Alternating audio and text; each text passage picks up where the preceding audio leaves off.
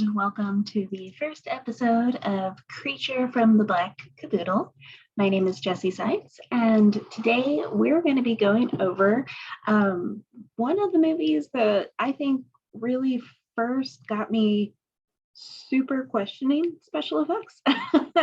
I had definitely been exposed to horror movies before this one and had been intrigued by makeup, but Cannibal Holocaust was actually the first time I was really like, whoa, how did they do that?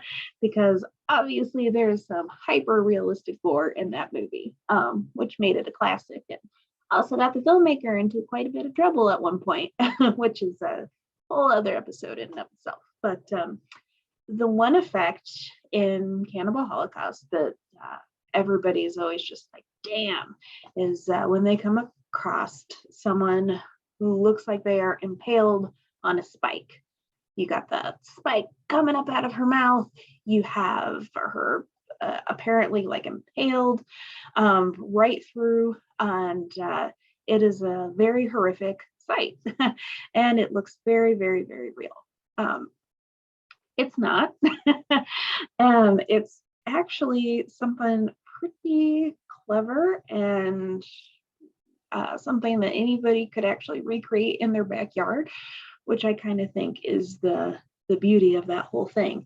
The actress who's playing the deceased impaled corpse is actually balanced on top of a bicycle seat.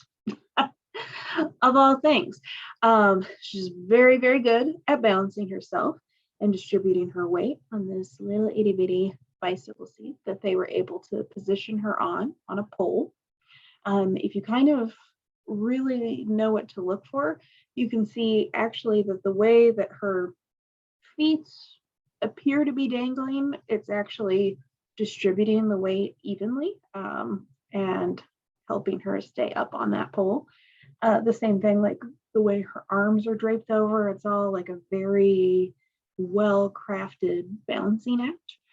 And she has just got the other half of the pole just balanced into her mouth. And when you think about how long she would have to sit for something like that and be just incredibly patient while they got that really like long, great shot, that goes like all the way around like her body. I mean, shout out to her for that. And what a weird day of work that must have been. But yeah, they painted her up, of course, like ahead of time. Look recently deceased, and they got her up on that like pole and stuck the other half like in her mouth.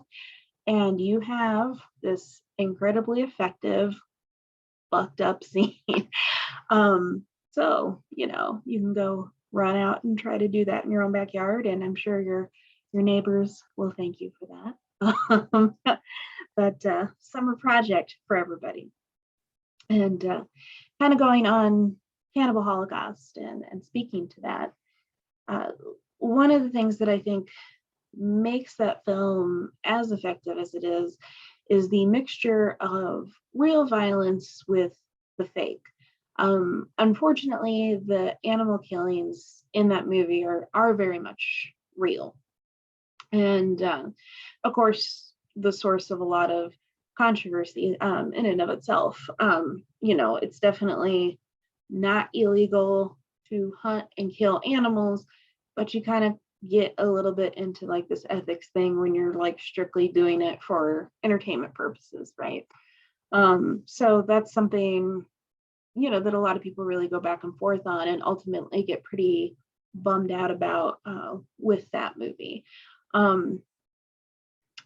It's a ploy that we don't see, thankfully, really a lot of anymore, which is show people something, that they know to be true. And, so they're already kind of like feeling the realness. And then you show them like your effect. And so it's like real in the effect. And that kind of already just has in your head, like, this is more realistic. So it kind of gives you some like wiggle room in terms of like what you're trying to like achieve with the effect, because people are already in this headspace that they're watching something realistic. It's kind of a cheap ploy. They do it now more so like in documentary like work. Don't Kill Cats comes to mind, where, you know, I mean, the filmmaker, although didn't show the death of the cat, decided to show the cat right before it died and then play audio clips like of it, which I personally found to be like a bit of a like cheap shot, like with all of that. But again, it's putting the audience like in that like very real headspace, because I think sometimes like when you're sitting back and you're watching something, if it's like really horrific, you're trying to like kind of disconnect like a little bit from the subject matter. And there's these tactics that people use to just like pull you back in, because they really want you to be like in this like specific like train of thought, like while you're taking in the material. It's not my favorite tactic like in the world. Like I said, you know, just there's ways to present that material in a documentary that are horrific enough. And in terms of like fictional movies, it just get better at your special effects, and then you wouldn't need to really kill anything or show real death footage. But regardless, this is how they rolled like back then. They were trying to be like as realistic as possible. And yeah, that's why you have that going on in that movie. But the filmmaker did get in trouble because of the way that that material like was presented in that sort of like faux documentary style. And he eventually had to call upon the actors to prove that they were still alive, which they were. It was just really, really gruesome, and people just were not as used to it like back then. So, you know, you can kind of like look back on that film now and pick it apart and sort of know like what its deal is, but that it's still interesting to go back and look at it from a special effects makeup perspective. The other thing that I wanted to share with you in the first episode is this new blood that I just tried out for the very first time. I am always on the quest to up my blood game. I make a lot of it just on my own.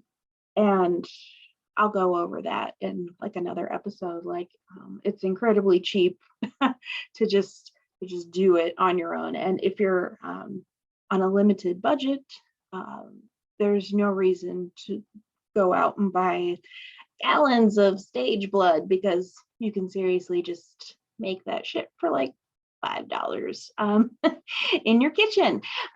So we'll go over that like another time. But high performance fake blood and the need for it is very real.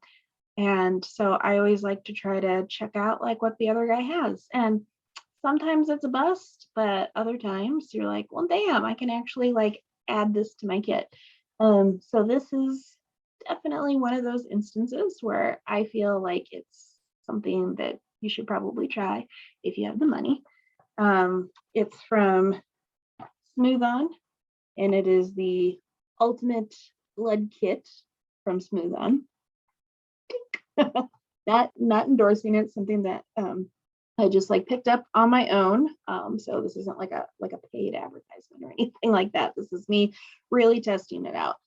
So one of the claims that this makes is that it wets out over skin and silicone without beating up, that you can make it thicker or thinner and change the color quickly. So let's just take a little peek inside and see what all this just comes with. You have like your main base blood right here. You get, let's see here, the thicks, so thickening liquid. You get the thinner liquid, and then you get a yellow, a blue, and a red. And they also come with like instructions and a handy dandy like little chart that goes over like the different types of blood you may want and gives you like a little formula and ratio to mix up depending on your needs, which I think is really cool. That takes like a lot of the guesswork out of it. Of course, naturally, I didn't even like fucking look at that when I got started on this because I like just let it roll.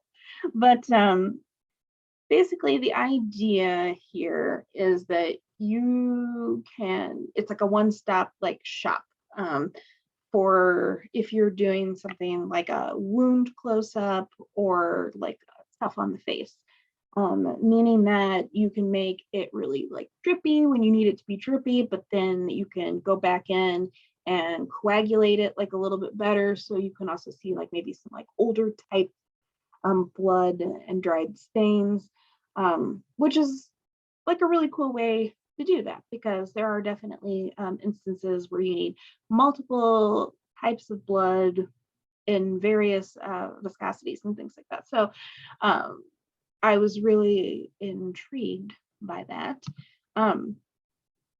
And it not beating up was a selling point enough to try it, because the beat up that they're talking about, you'll notice it on indie projects all the way up to like the big guy projects. Like blood beading is when you get like these little bumps and it starts to look just more like a squirt gun or like a paint can hit somebody rather than like drips. It's really annoying, like the beading like aspect of it, and I think really makes everything like look really cheap, because real blood doesn't do that. So I can tell you right now, the biggest complaint I have about it is that unfortunately it does still bead on silicone. So I don't know what like Smooth On was like talking about when they said it didn't bead on silicone, because yeah, it definitely still does. So you're going to have to use like little workarounds still if you're going for that. So on that, I'm going to give it kind of like a thumbs down. But this doesn't bead up on skin like at all. It flows down beautifully. Did not have to mess with it, didn't have to babysit it. And that is like a freaking triumph. I don't know what exactly that they put like in there to get it to not do that, but it's worth the price of admission just for that. It also goes from thick to thin and back again very, very easily. I mean, it just takes like a few drops to get it going in either direction. The thick like stays put, that's gonna just go right where you put it. The thin is going to flow down like very beautifully for you, and you're gonna get like a lot of nice like in-betweens and preferences like with it. That's awesome. Like when you're working on like a limited time and in a very contained spot, and you just don't have a whole area to be a mad scientist in, you can literally like mix it up in just like a little jar like this and go back and forth like within like a little tiny cup, and you're good. So I think that that's like really awesome, especially if you're like reapplying it to, again, like somebody's face or like a close-up like of wound makeup. The dyes are all great. The blood base is really great. Having blue and yellow dyes like along with it is nothing new. I mean, most like effects artists do carry food dye coloring like around with them. So this is like effectively just like that same concept. So you can like tweak blood depending on like what kind of lighting or what kind of like look the director is going for. But it's still like very handy to have in one kit. So overall, I think that it's like actually like a pretty good product to have. It's definitely something that I'm going to be carrying around in my own kit. It's $30 a pop, which is not the cheapest thing in the world, but it's also not the most expensive thing in the world. So it's something that, you know, I would encourage everybody to kind of like try out and see if it works for you. But, you know, at least it's, you know, not too much of like an investment. So if you don't like it, then, you know, you're not out like a bajillion dollars. but yeah, it's a really good time saver, and it's a fun product, and it addresses a lot of issues that can come up with special effects makeup. So thank you guys for tuning in. This, like I said, is very much like the first episode. So the editing and the logo and all that kind of stuff is going to evolve as I do with this show. But I really appreciate those of you who are coming in at the very beginning. If you want to see me cover any particular movie, or you're like, hey, how do you do this with effects, or can you give me more information about that product, let me know in the comments or shoot me an email, because I'm definitely interested in what you guys have questions about. Yeah, you can expect the next episode next Friday, and I will see you guys later.